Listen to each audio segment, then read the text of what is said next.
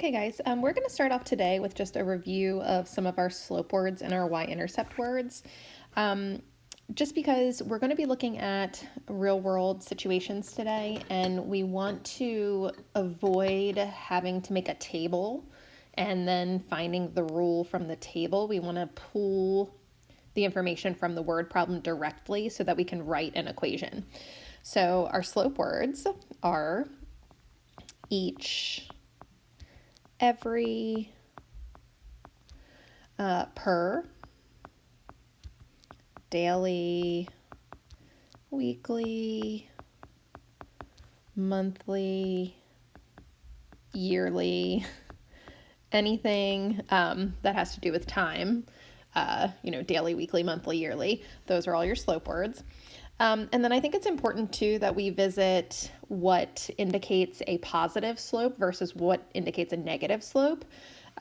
So positive slope words would be increasing, growing, deposit,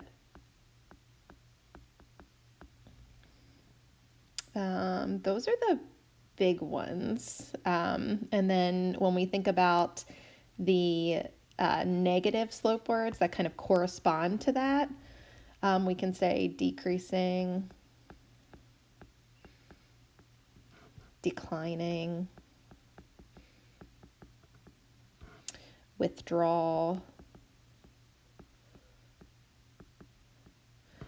spending.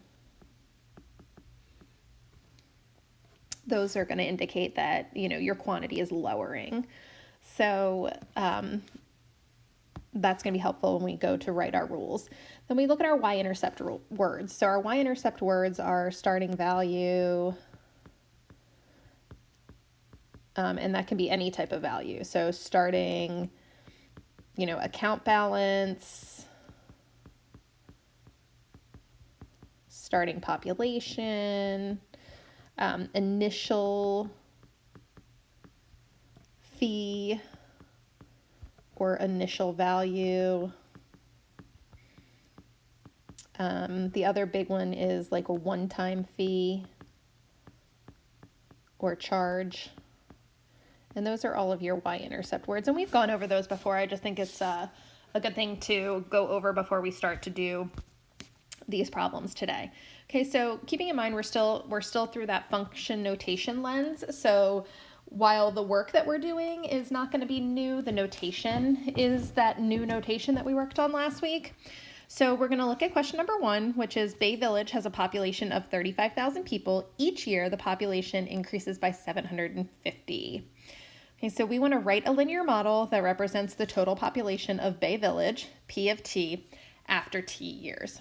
Okay, so I think it's a good idea to go ahead and write down what our variables mean. Okay, so when we talk about the P of T, okay, we're told that P of T is the population.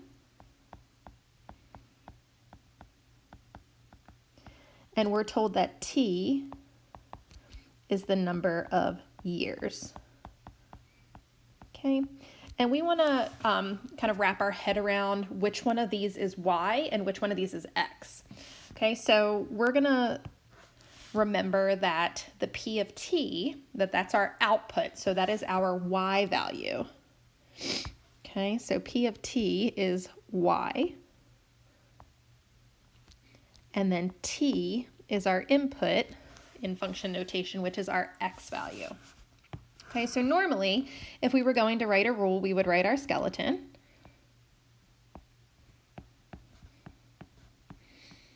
Okay, but this time we are supposed to use function notation. So instead of Y, I'm going to use P of T because that's the notation for my output or my Y. And instead of X, I'm going to use T because that's what I'm told to use in function notation for the number of years. Okay, so nothing else changes other than the notation. We're still looking for those two things. We're looking for the slope and the y-intercept. Okay, and we can find the slope by looking for those slope words. So I'm looking and I'm seeing each year the population increases by 750. Okay, so 750, because it's each year, that is going to be our slope because it has a slope word. I need to think to myself, is this going to be a positive slope or a negative slope? And if I look, I see increases. Increases indicates positive slope. So our slope, which goes in the first box, is a positive 750. Okay? Well, that means that our y-intercept has to be this 35,000. And if we look at it, that is an initial population or a starting population. So that is our y-intercept, and that is our starting population. Okay, so I'm just going to plug that in to our rule as well. Okay, all right. So we've written our rule, we've used function notation. Now we're going to move on to part B, and we're going to find P of 5, and then we need to explain what that means in the context. And that's where this piece right here, where we wrote down what our variables mean, that's going to be very helpful when we go to write the explanation in the context of the problem. Okay, so P of 5, so we have the rule P of t equals 750 t plus 35,000. Okay, so we know that P of 5 means that 5 is replacing the t. Okay, that's what we did last week. Okay, so everywhere that there's a t, we are going to put a 5.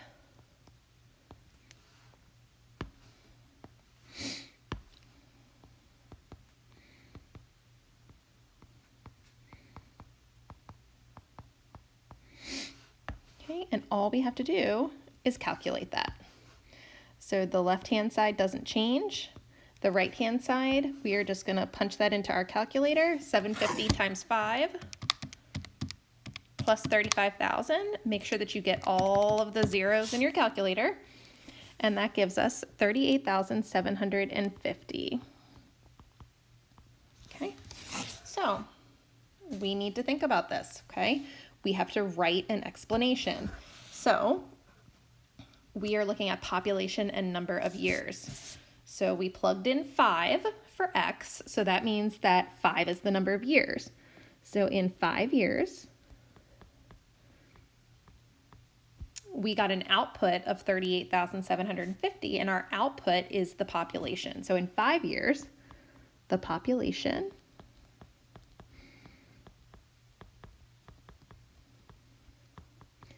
is 38,750. Okay, all done. All right, let's take a look at letter C.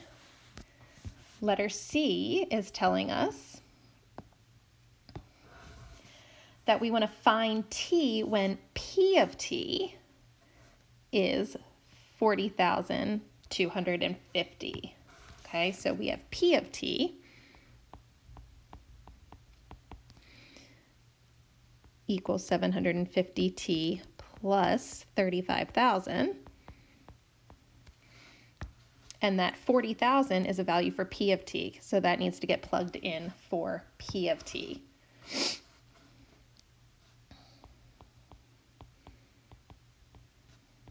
And we're just going to use our inverse operations to work backwards and solve. Okay, I'm going to run out of room, so I'm going to have to go up to the side, but that's okay. So I'm going to subtract 35,000 from both sides.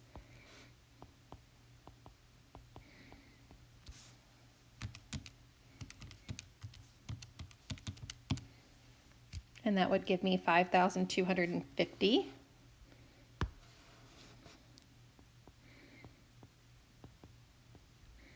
Equals 750t. And again, I ran out of room, so I'm going to go up here and I'm just going to rewrite that step.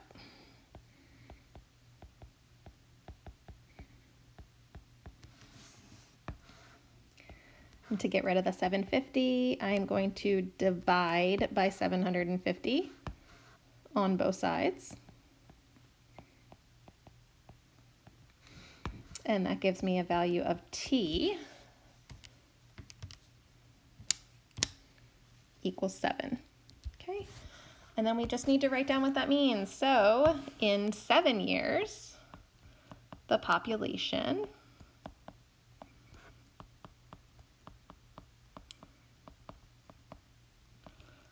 is 40,250.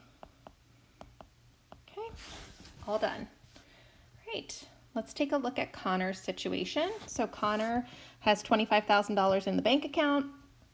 Every month he spends $1,500. So write a rule. We're going to start the same way that we did above by defining what variable is y and what variable is x.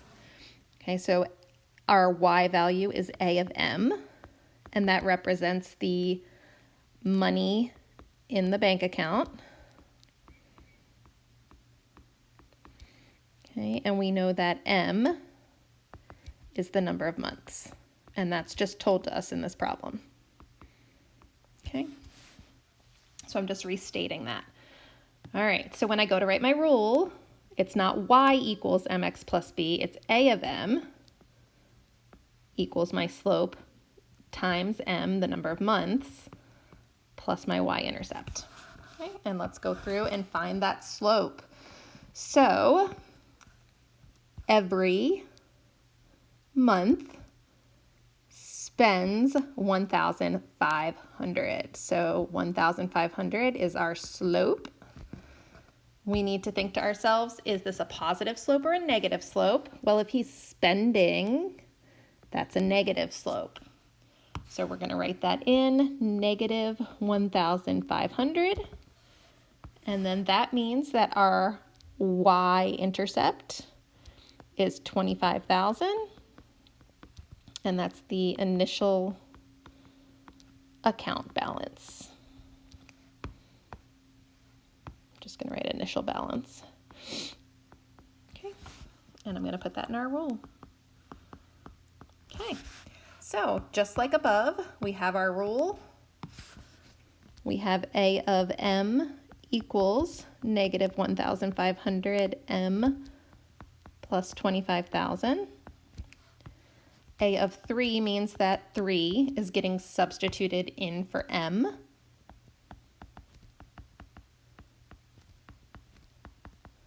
And then we're just going to calculate that and solve.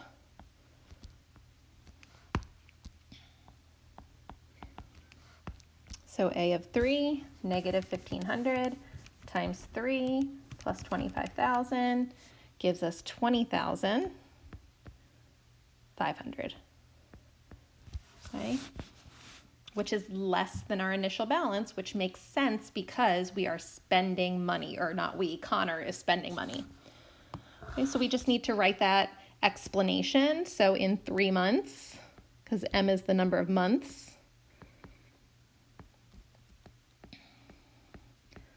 Connor has $20,500. All right, let's take a look at the next one. So a of m equals 16,000. So I'm going to start with my rule.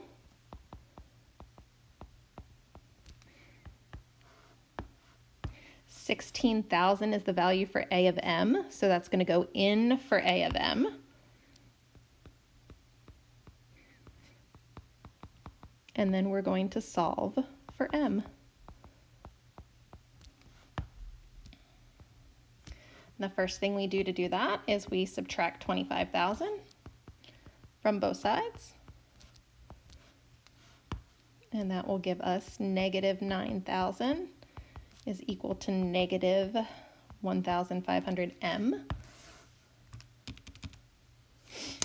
And then the last thing that we have to do is divide by negative 1,500.